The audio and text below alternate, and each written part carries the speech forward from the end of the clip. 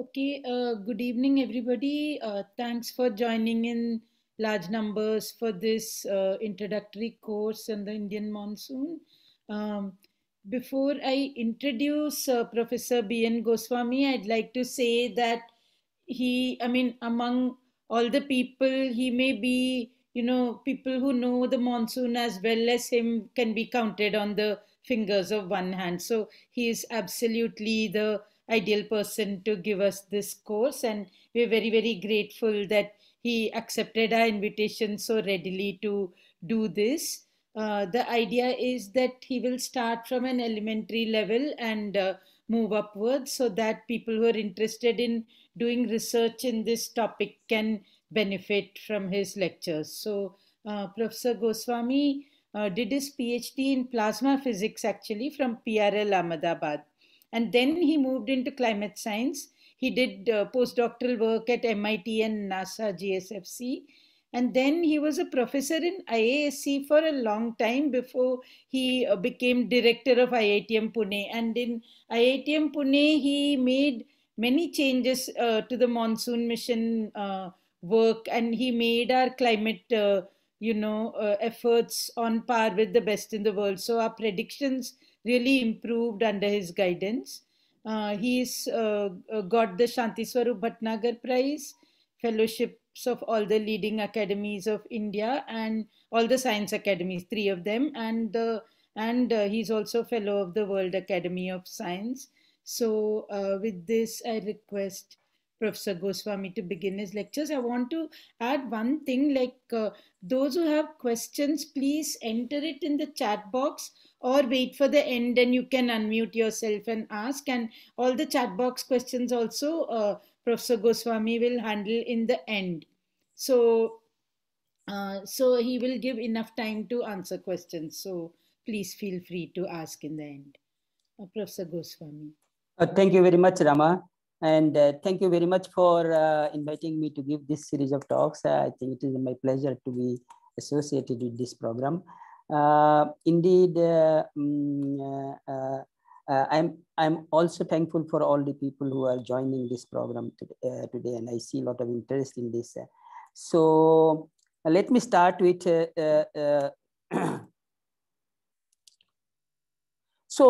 let me start with basically the background and philosophy of this lecture. So it is basically an introductory course. It's basically meant for the uninitiated people in climate science.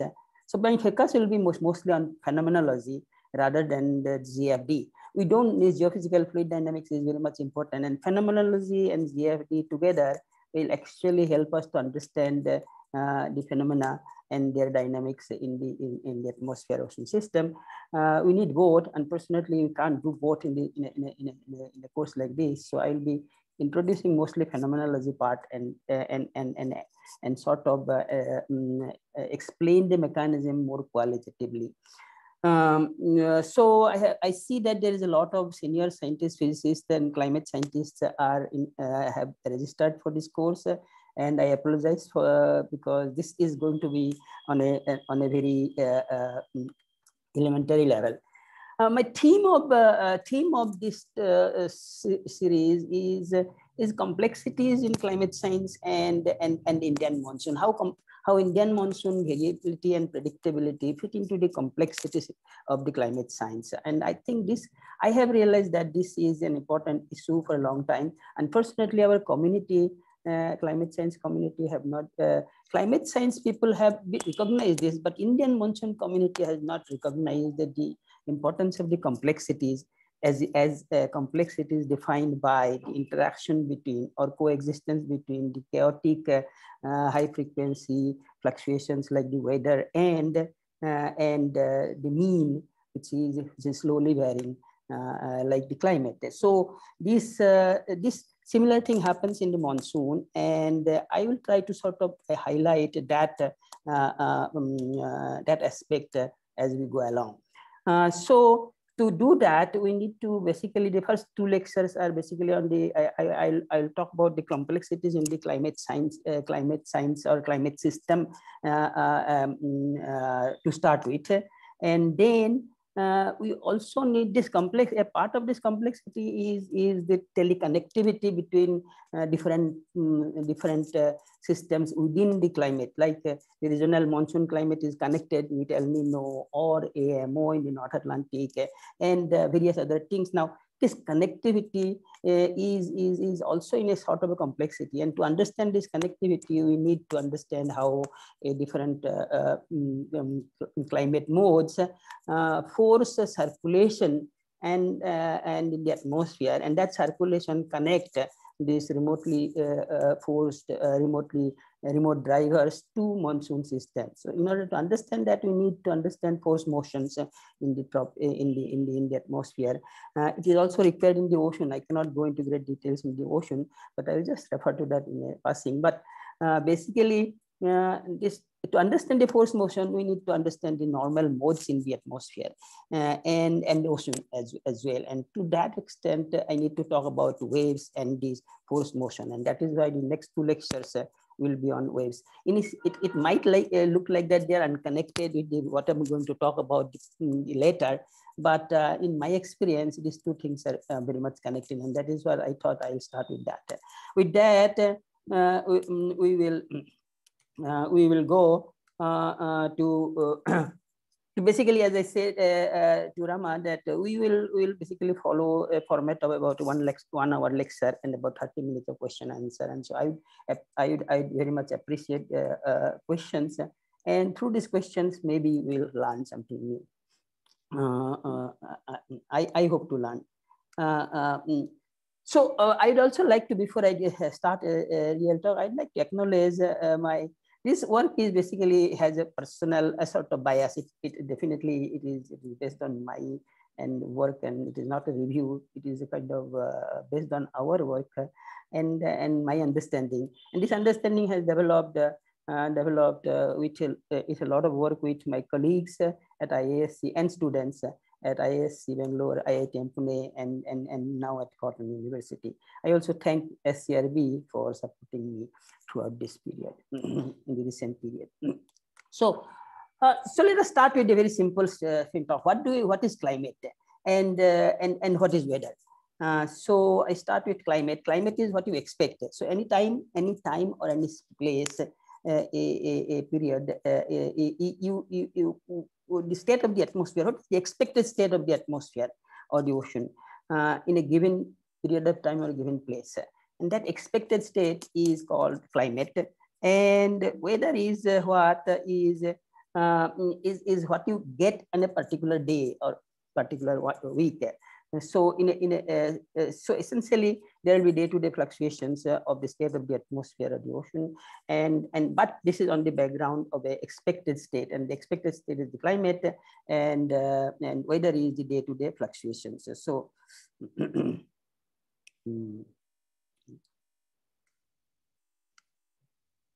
or weather is essentially what we experience in the course of hours or 2 days, and climate is average of weather over a period of season or years. So that is the basically what. 1 minute.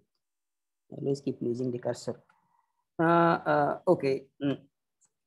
So how do you characterize the atmosphere? Obviously, this is, as I said, this particular talk will be very, very elementary. So we start with the state of the atmosphere can be defined by the winds, temperature, humidity, rainfall, pressure, etc. And these are observed by certain instruments that we know.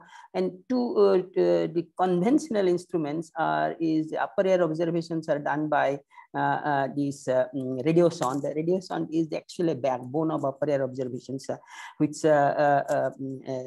came around, started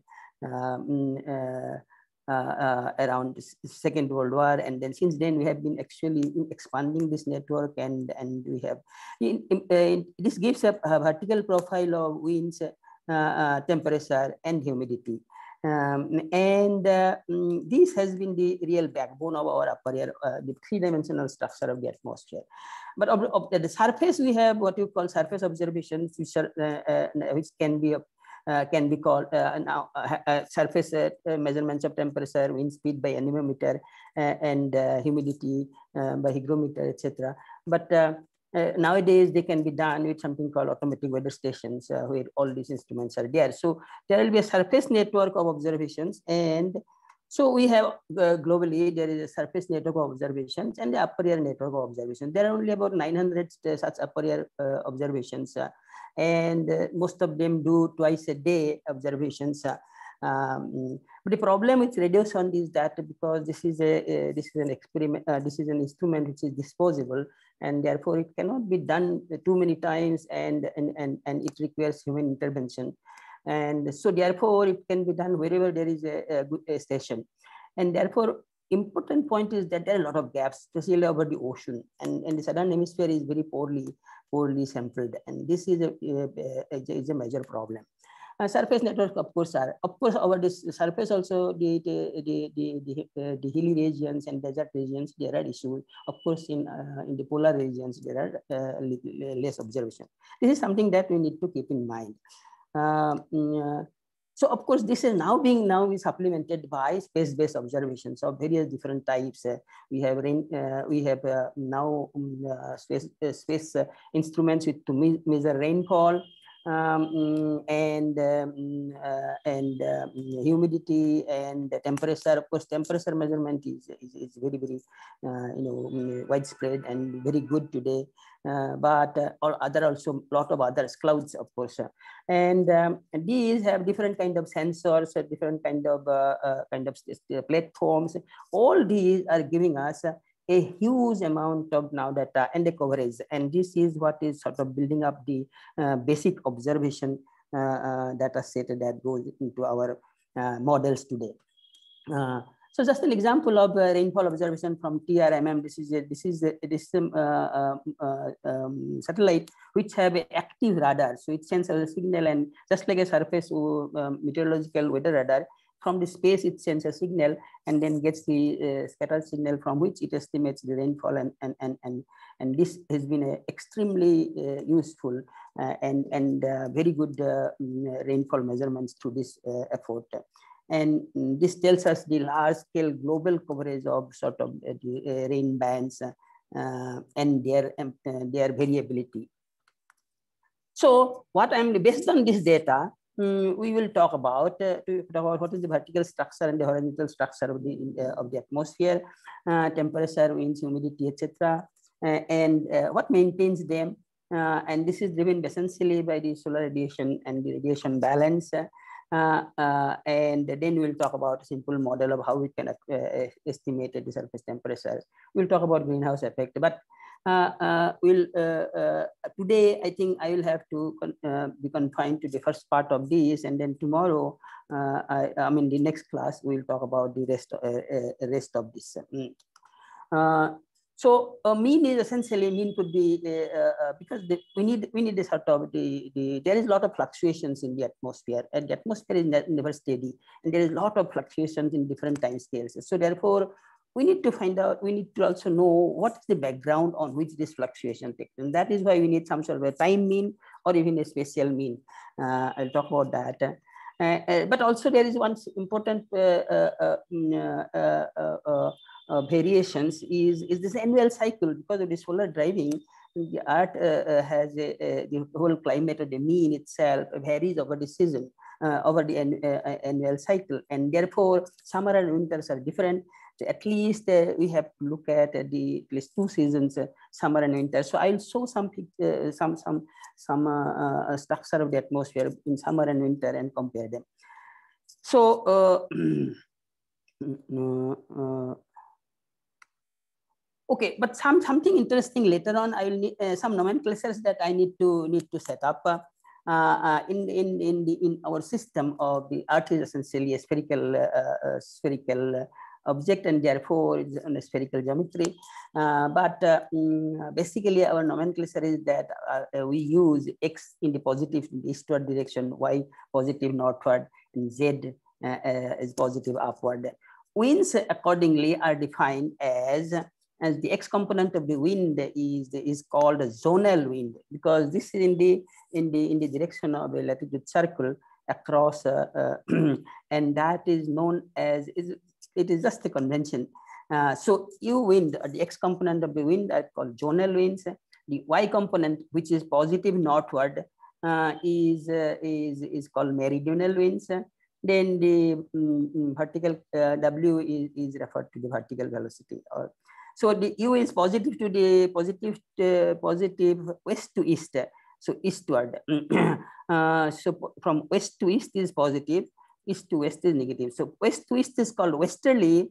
And on the other hand, these are some nomenclatures that meteorologists use, and I think we'll be using them often. So I'm going to just start with them to start with. And then the negative is east to west or easterly. And then similarly, V wind is northward is southerly, positive northward, and negative southward is northerly. So positive is southerly and negative is northerly. Okay, so we'll also need, because we are going to talk about the fluctuations and also mean. So we have to separate them, and the separate is simply done by doing a time average over a period of time. Let us say this time is for a season, and then this is a simple average. So and it is normally defined by an overbar, and the deviations from of every individual day's value from the time mean is the departure from the mean, and that departure is usually known as transient eddies. So that represents the fluctuation. So this is eddies, and by definition, of course, that average of that time mean will be 0. Now there is another kind of mean we are talking about, which is called zonal mean. This is a spatial mean. Instead of time mean, suppose I average a mean around across a latitude circle. Take each latitude is generally different in temperature and other things due to climatic variable. The equator to pole are different. So each latitude is somewhat similar, and therefore you can take a average around the latitude circle, and that is called a zonal mean. Okay, so and that is denoted by a denoted by a square bracket. And the departure from the zonal mean at any location around the latitude circle is a transient, is a stationary eddy. It is stationary.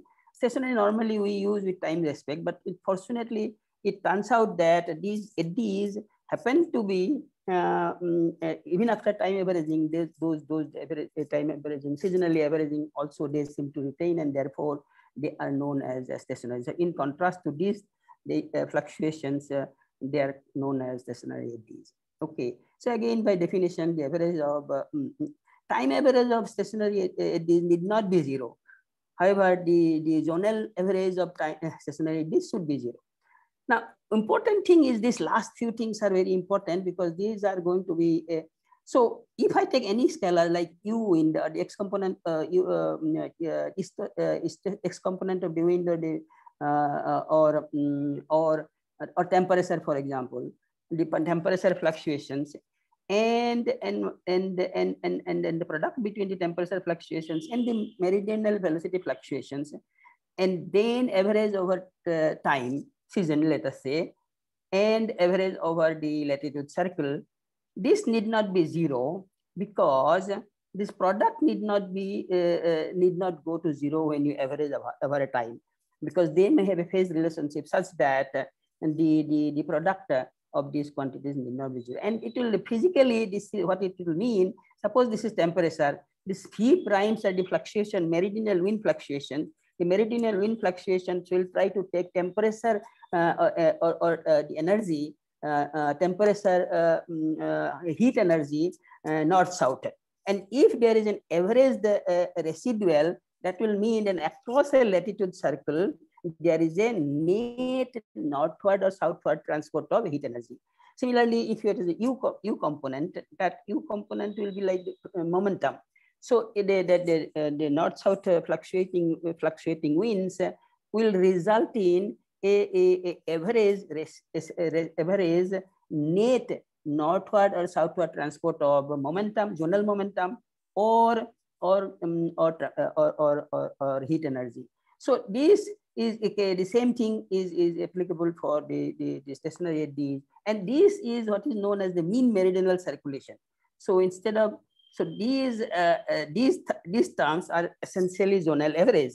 Now, zonal average, if I time average each of them, they have some values, and that essentially represents what is the sort of overturning circulation, and that overturning circulation will also try to transport whatever the U momentum or temperature, and that will be represented by this factor. I think these three things will be required at a later time when I try to show how these fluctuations actually affect the mean.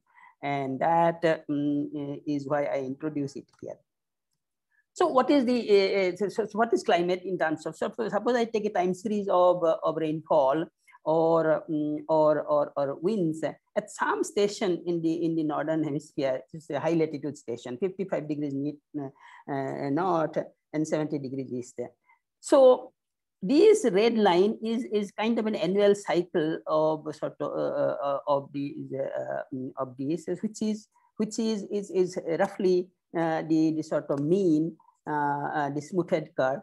And on the top of that, you see the winds are fluctuating heavily in the high latitude there.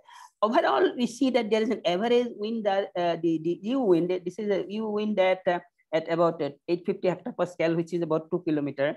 At that height, the winds are always positive, that means westerly. But then this, on a day-to-day basis, they can go to easterly and go to westerly, and these fluctuations are pretty large. And this is the kind of weather, and this sort of the average expected value is the climate. Similarly, in the temperature. The temperature has an annual cycle, of course. The hot in summer, cold in winter. The annual cycle in the extratropics is large. Also pretty large. I haven't shown it similar things for the tropics. The tropics, the annual cycle of temperature will be smaller, and the day-to-day fluctuations are also smaller. So these are some of the characteristics of sort of it just gives you an idea of what the weather and in different places would be. The most important weather in the extratropics are these big waves that produces which are known as the Rossby waves. And this is what produces the extratropical weather. And these waves have a pretty large scale, something of the order about 4,000 kilometers, but they produce large movement of cold air from north and warm air from south.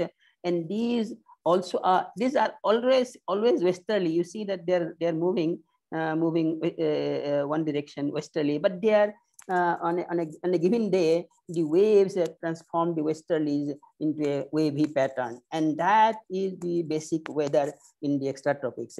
I'm showing only an example of extratropical weather because these extratropical weather systems are a major component of what transports heat and energy poleward, as I'll show later. And this, interestingly, this weather is very energetic in the sense that if you take a spectrum of winds at some of the stations in the extratropics over a period of time, several years, and a very high resolution, going from very small minutes to hours to days and to months and years, and you find that there is a peak around 5 days, 3 to 5 days, and those 3 to 5 days are the weather. Apart from the annual cycle, which is the biggest peak, of course, but apart from that, the transient peaks are the largest peak of energy is in the weather systems, and that is the most energetic. Most energetic means they are non-linear, and so this is something that we need to. So we also learned that these weather are chaotic. So this is one of the work that Lawrence had done, and then he showed how that weather systems, and this is his famous paper, which started the chaos theory, and this he showed represented these weather systems by a simple set of 3 equations, and showed that they are very highly sensitive to the initial conditions, and because of the nonlinearity and the character of these waves,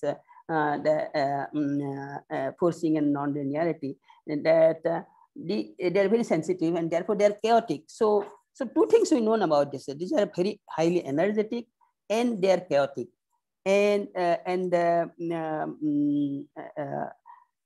So that's what makes the system complex, and that is where I bring in the complexity. So this weather and the mean climate are very much intertwined, and that is what the interconnectedness between the chaotic weather and annually fluctuating annual mean, and that is why this year's Nobel Prize has gone to climate scientists.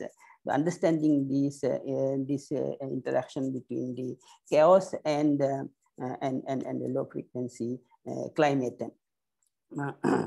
So let me show now some pictures of sort of data from the data. I want to show some pictures of this time mean field, three-dimensional structure of the field, of the winds, temperature, and then to do that, I need something called the problem. Problem is that, that if I go to the observations are very non-uniform on space. But we need to get a clear idea about the spatial distribution. So we need to interpolate them. So therefore, but how do we interpolate? There are big gaps, and these gaps are not. So you have to interpolate in an appropriate manner, and that to do that interpolation, essentially what we do call analysis. And this analysis is so most of the figures that I'm going to show in the next few slides are from by using a set of data which is now available for almost more than 50 years, three-dimensional gridded data, which came from all these observations.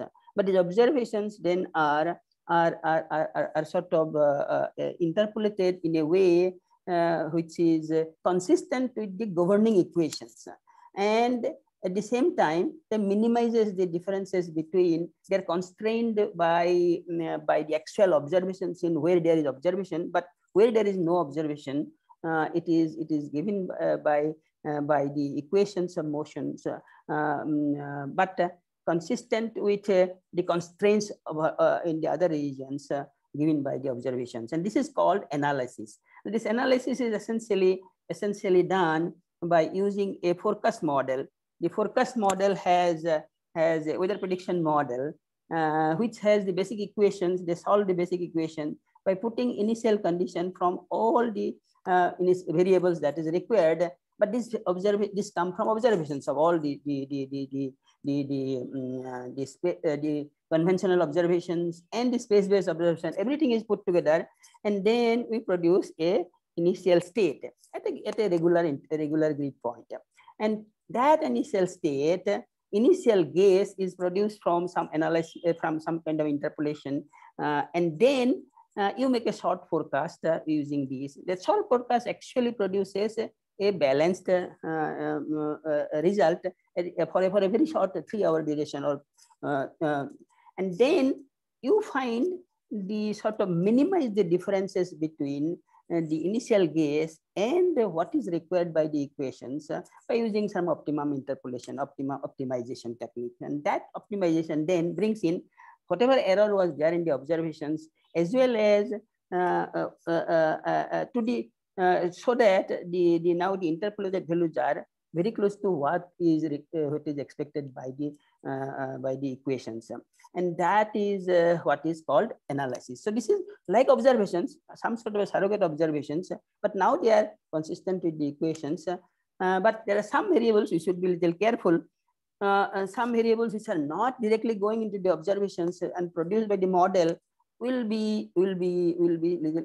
have certain amount of uncertainty, because the models may have their biases.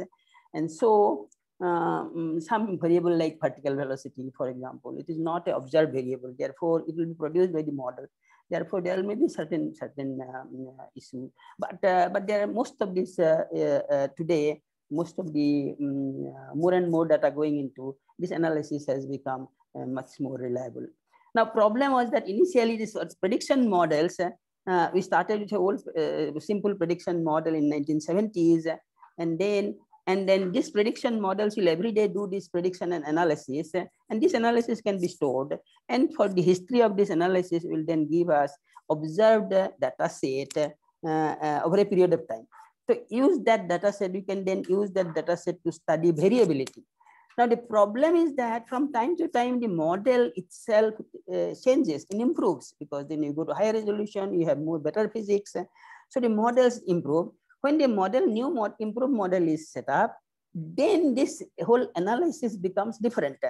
And as a result, it gives a shift in the whole analysis and data set. So when we have as a result, as this is thing happening from 1970s, when the models have started becoming useful, and then till today, then all this, there's a lot of different improvements. So therefore, we cannot really use this data to study variability, because there will be a lot of artificial variability introduced by the analysis system or the assimilation analysis system.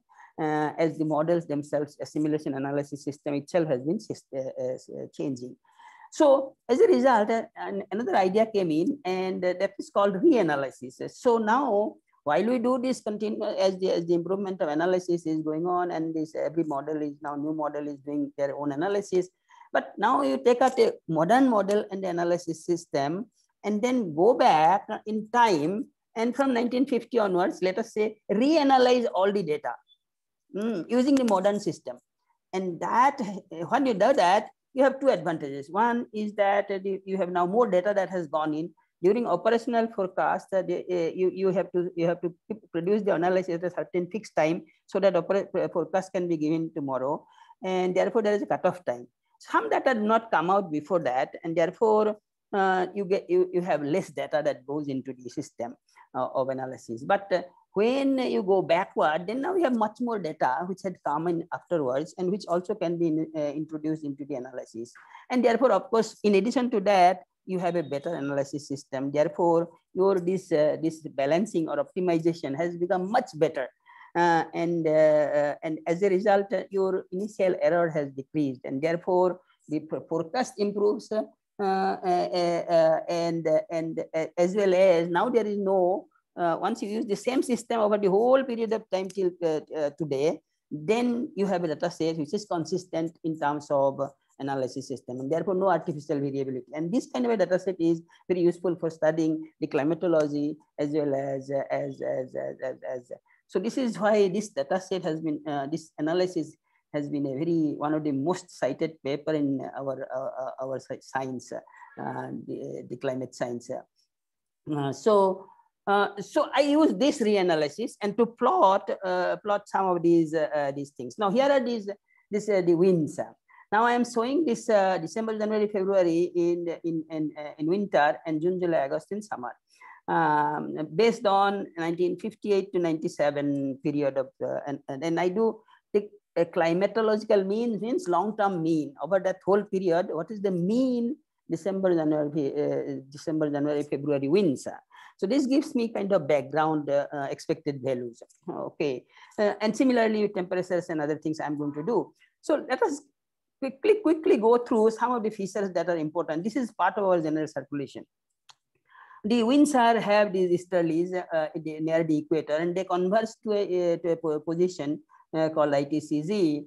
And in winter, of course, there's the northeasterlies from over the monsoon region.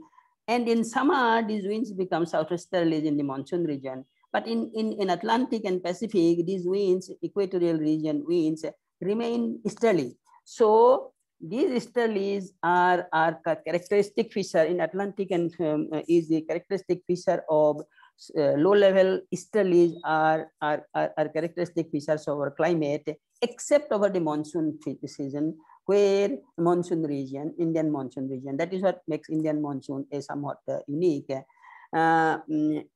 And the other characteristic feature is that over the extratropics, the winds are westerly. It's going from west to east. And in the southern hemisphere also, it is west to east. The southern hemisphere west to east in both seasons. In northern hemisphere, there is during December, January, February, there are these wavy patterns even in the climatology, and these are called stationary waves that are produced by land ocean contrast and at the surface.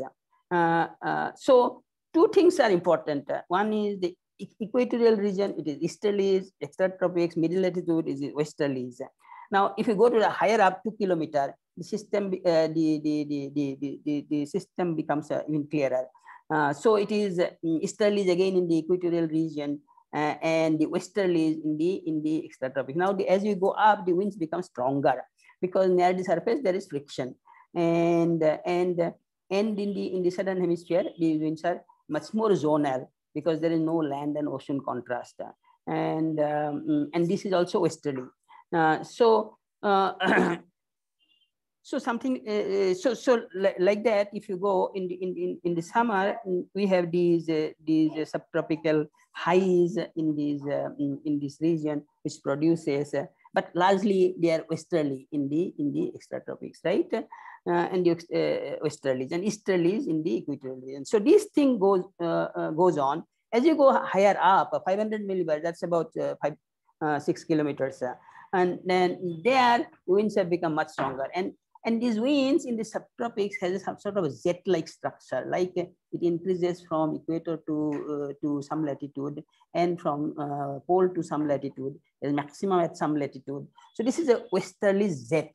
So at every height you can see that, and that is so we have a westerly subtropical westerly jet, and this jet strength increases with height. And then there is certain differences between northern and southern hemisphere. Then you go to let us say 100 millibar. 100 millibar is almost now tropopause level. At this tropopause level, we have one interesting thing about monsoon region. There is an anticyclone, a big anticyclone. This is associated with the summer monsoon. Summer monsoon produces outflow at upper level. This outflow due to Coriolis force gives rise to this anticyclone. But the westerly jet, subtropical westerly jet, is still there at that height. Now, if we go to further up in the stratosphere, things start becoming different. Stratosphere, now we have only one strong jet in the polar region. So shifted further to the north. It is a lower stratosphere, and this jet has almost vanished in the other hemisphere. In the other season, this vanishes. This jet vanishes, and another jet appears in the southern hemisphere. So there is only one big jet, westerly jet, in one hemisphere. So it changes. We'll come back to why it changes, and because the temperature structure itself changes, and that has a role to play in terms of what kind of jet, what kind of wind shear it will produce. So if that whole thing is summarized here by averaging. Now, if I average over each latitude circle, so from each latitude circle have just one number, average, zonal average. Now this is the zonal average that I am talking about. You remember I mentioned that in the beginning. So if I take zonal average of winds of the U wind, the zonal wind, and plot that with height at all the latitudes, this will show like this. This basically so the negative over the equatorial region, that is the easterlies in the negative, and then westerlies in the extratropics, middle latitude, and as you go up, this becomes a westerly jet, and jet is maximum around 200 millibar. And then both hemisphere there are two jets up to about 100 millibar. Then beyond that, there is the stratosphere. The stratosphere, there is only one westerly jet, and there is an easterly jet on the other side. And same thing happens with the reverses. So there is in the stratosphere, there is a huge semi-annual cycle.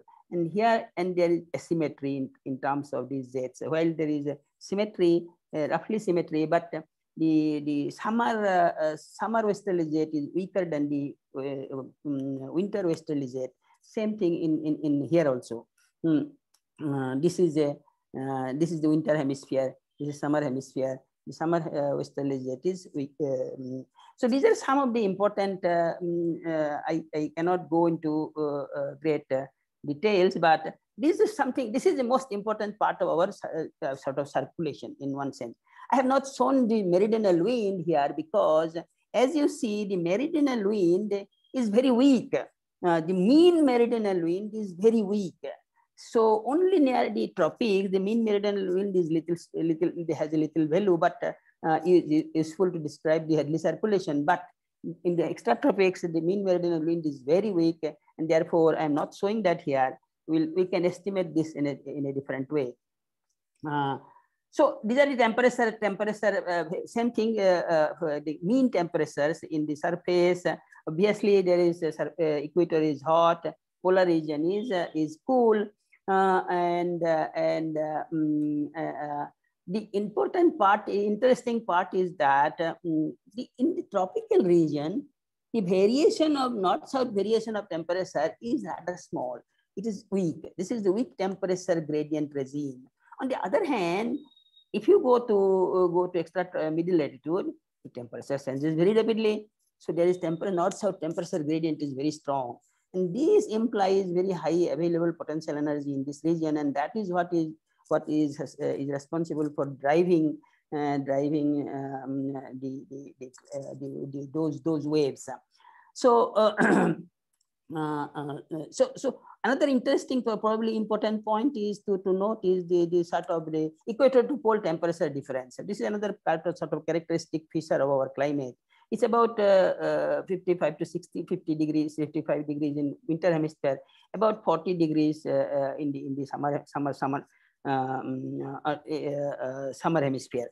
So that is now if you go to higher up, it goes on decreasing rather than wind we have seen increasing, but the temperature will decrease, and it'll go on and on without. But by about 200 millibar, things start changing, because what happens is that 200 millibar is a level where in one hemisphere, in the polar regions, already we have gone to stratosphere, because the tropopause level is highest over the tropics, equatorial region, and decreases to polar region. And at polar region, we are already at stratosphere, so temperature started increasing, and so there will be a difference in the gradient, and the here at 850 millibar or 500 millibar, you will see the gradient is equator to pole, pole to pole to equator, but it can be different here. So this is pole to equator, but it's equator, or it is other way around on the other side. So this is the change that takes place as you go to stratosphere. So that is also important. So instead of I'll finally review that in this curve where you have these temperatures, zonal mean temperatures. So zonal mean temperatures so some of the things that I mentioned. Obviously, the surface temperature are high, and the summer and winter season, the maximum it moves to the north in the summer, and maximum moves to the south at the surface in the winter. But the equatorial region, this gradient is very weak in the equatorial region, almost between 30 degree north and 30 degree south. The temperature gradient more or less flat. But around this latitude, around 40-45 degrees or somewhere 50 degrees, suddenly there is very large change. And this is temperature gradient is characteristic of the extratropics. This temperature gradient is characteristic of this. And this is where temperature starts changing, and this is what is tropopause. So tropopause goes like that. And that tropopause is highest over tropics and the lowest in the polar regions. So in this stratosphere, it is one way in both hemispheres. So it is increasing from southern hemisphere in the JJS. I mean June, July, August. Southern hemisphere is the coldest, and the northern hemisphere is the warmest. That is partly because the sun does not put, the stratospheric temperatures are due to solar dissociation and chemical reactions. If the solar sunlight is not there, then it just does not produce chemical reactions, and the temperature is essentially cooling. So therefore it cools, there is no warming, and therefore it is a cold region. And in the other side, there is a lot of chemical reactions taking place due to photosynthesis, photoionization, and that is essentially increases the temperature. So this is one way at higher altitudes, and this just simply changes because of the sun's change. It simply changes in the opposite direction. So these changes in the temperature gradient has a very important role in making those different westerly jets and easterly jets. Now, one most important, so these two, this is the sort of iconic, in my opinion, these two figures are together defines our climate in a way, or general circulation in a way where the winds and temperatures are strongly interlinked. The winds and temperature are strongly interlinked. Wherever there is, you see, notice that wherever the largest winds here is in the region where largest temperature gradient are there, largest temperature gradient is associated with. And this is essentially why, because the winds on the larger scale, the winds are in geostrophic balance. The geostrophic balance together with hydrostatic relation and gas law indicates that the wind shear is proportional to the north-south gradient of the temperatures. And at equator, it has to be slightly differently done. So, but still it is proportional to the north-south gradient of the. So if the north-south gradient of the temperature is very weak in the equator, around the equator, the vertical shear is also weak. But at the extratropics in the middle latitude, this vertical shear is very strong. And this vertical shear is produces hydrodynamic instabilities, baroclinic instabilities, which essentially comes from this gradient of the temperature, which essentially means available potential energy. So this available potential energy then gets converted into kinetic energy of these instabilities. And that so with that, quickly, let me just go. With that, you can also have associated with that, the humidity field is very much like temperature field. So suppose this is a zonal mean distribution of humidity, and humidity distribution is very much like temperature distribution, because Clausius-Clapeyron shows that temperature, the saturation vapor pressure is very much dependent on the temperature, non-linearly dependent. As a result, if there is more moisture than this saturation, then saturation drops out. In a free atmosphere, it will not be there. Therefore, it is very much linked with, as you go higher and higher up, temperature decreases, there is very little moisture in the atmosphere, free atmosphere. So therefore, mean moisture is less, but it is variable. From time to time, the weather systems will bring in a lot of moisture, but in a few day or two, they will just simply precipitate out. And then even in the polar region, there is very little moisture because of the temperatures are so low. And this is important. We'll see that the radiation balance is very much affected by the lack of moisture in the polar regions and lot of moisture in the tropical regions. This moisture affects the greenhouse effect. The moisture is water vapor is a very strong greenhouse gas. So therefore, our radiation balance is very much dependent on this moisture distribution, which again is dependent on temperature.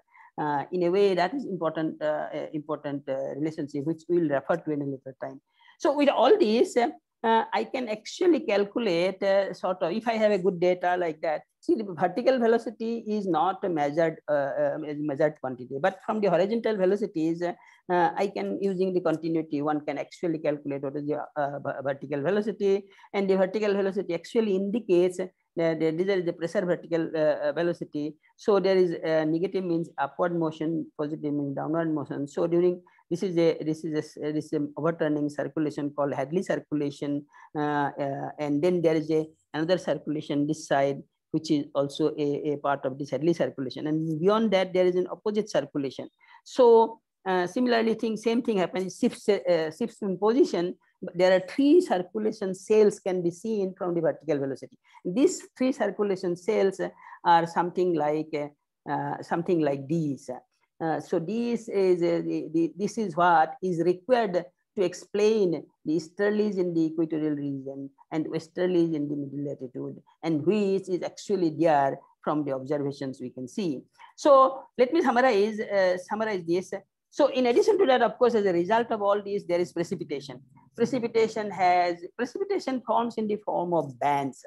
And this is the mean precipitation in January and July. Indicates this is called a big ITCZ over the continent, and over the there's in the winter it is located south of equator, but there is one part here in the Pacific north of equator. But these are the extratropical rainfall systems. But tropics, the ITCZ then moves in the northward so this whole globally there is a band of rainfall, and that band is known as the ITCZ, and we will talk about that later on. But in the monsoon region, something interesting happens, and this ITCZ actually moves farthest to the north. Nowhere else this ITCZ moves that much to the north. In the monsoon, due to the geography, and these it brings in the ITCZ closer to 25 degrees north, and these essentially produces our monsoon rainfall. And so this movement of the ITCZ during the season, going from south to the north, is a part of our monsoon system, and that we'll discuss that in more detail later on. On an annual mean sense, if I do average this rainfall, something interesting comes out that it is maximum at about 5 or 7 degrees, 6 degrees north. And this is due to tropical ITCZ, and these are the extratropical. And in between, there is certain dry region. These are the subtropical dry zones where there is subsidence due to the Hadley circulation. And that is, we'll discuss that also at some point of time. So summarize this is very important to note a few of our this thing, and we'll have to explain these. So easterlies at the tropics and surface westerlies in the middle latitude, westerlies jet stream in the upper atmosphere, subtropics. Winter hemisphere jet streams tend to be stronger than the summer hemisphere. Easterlies jet is up in the upper atmosphere over the equatorial region during summer monsoon region, and that is also a unique feature of the and there is a 3 meridional circulation sails. And in terms of temperature, equator to pole temperature gradient is about 60 degrees in the winter hemisphere and about 35 degrees in the summer hemisphere. The temperature gradient in the meridional direction is weak over the tropics, and this is a very important character, and that what makes tropics very different from the extratropics, and dynamics of the tropics is very different. So the same baroclinic instabilities cannot take place over the tropics. Therefore, weather disturbances are actually weaker in the tropics, although there is more potential energy, internal energy, not really the kind of available potential energy like they have in the extratropics. Height of tropopause is much lower in the polar regions compared to this. So we'll discuss in the next class what drives this and how it is maintained. And so the temperature gradient in the meridional direction. So I think this is direction is weak in the tropics and strong in the. This is I think the repetition of. The weak temperature gradient in the tropics is weak vertical velocity, vertical shear of the zonal winds, therefore no baroclinic instability. Therefore, tropical weather is largely initiated by barotropic instability rather than barotropic instability. The strong temperature gradient in the middle latitude is essentially due to the available potential energy and large vertical share. It leads to large vertical share of zonal winds, and it gives rise to baroclinic instability. And these extratropical weather is largely driven by baroclinic instability. So that is important. And once we have these three sails, we can explain this the easterlies in the equator, because once you have a ascending motion and goes and has a descending motion in this portion, tries to come down to come towards equator, then due to the rotation of the earth, it will appear like easterlies. So from the frame of reference sitting in the earth, we see the winds moving towards from west to east and the easterly. Now that these winds are descending here and going towards equator, towards pole, in the extratropics, they will look like westerlies, and that is why we have westerlies. So these easterlies and westerlies, explaining these easterlies and westerlies was a major problem over the history of our understanding of general circulation, and it only got resolved in recent years, sort of in late in this century. Not, I mean, sorry, in 20th century, but there are a lot of people are speculating why different reasons. The reason is that we could not understand why this cell is kind of interesting, because this cell is not thermally direct cell, because here there is descending motion where this is surface temperature is warm, but ascending motion where surface temperature is cold. So therefore, what is driving this cell was not clear for a long time, and only recently we know that what is the mechanism. And I'll talk in the next class. I'll talk what produces this cell, and therefore explains